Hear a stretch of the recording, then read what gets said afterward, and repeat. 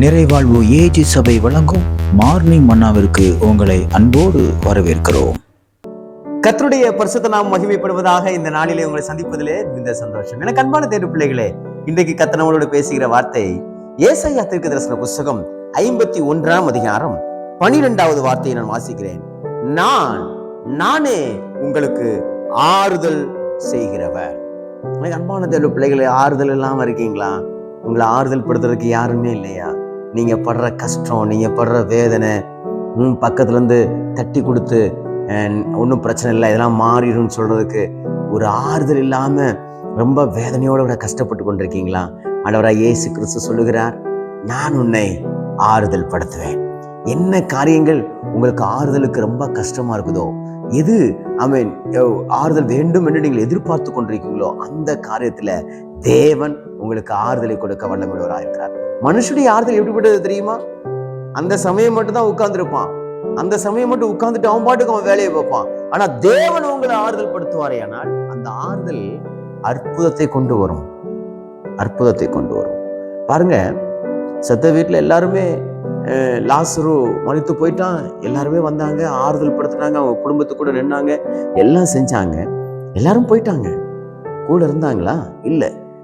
ஆறுதல் படுத்தினாங்க, உண்மைதான். ஆனா அந்த ஆறுதல் அவங்களுக்குள்ள வந்துச்சாங்கிறது ஒரு பெரிய கேள்விக்குரியது. ஆனா ஆண்டவராய் இயேசு கிறிஸ்து இந்த லாசரு இருக்கக்கூடிய அவன் வீட்டுக்கு போகிறார்.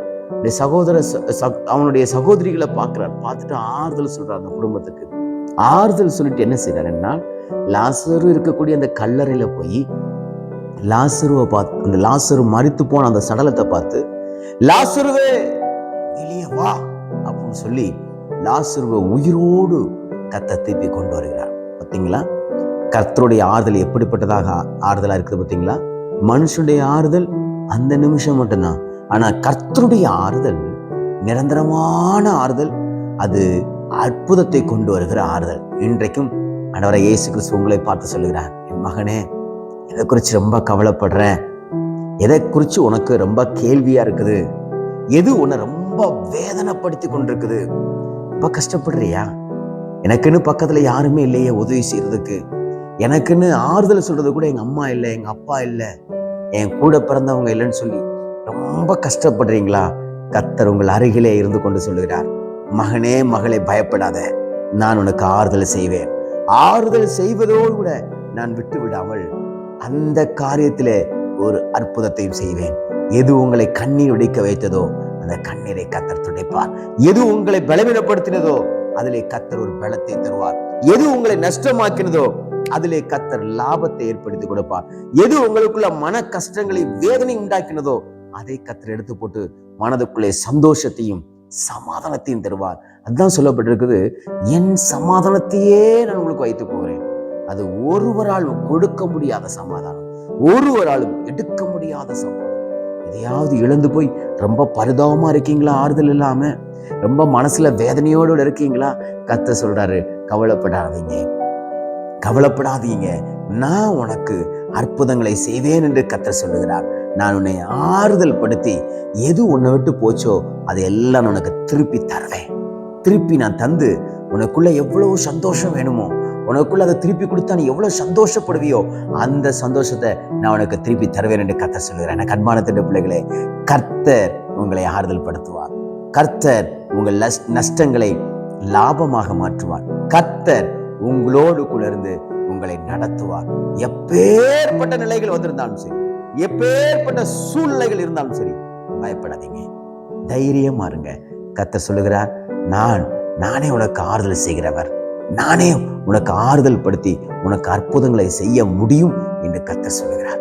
விசுவாசிங்க, நான் சொல்லுகிறேன், கர்த்தருடைய ஆறுதலின் கரம் உங்களோடு கூட இருந்து உங்களை நடத்தும், அற்புதங்களை கொண்டு வரும்.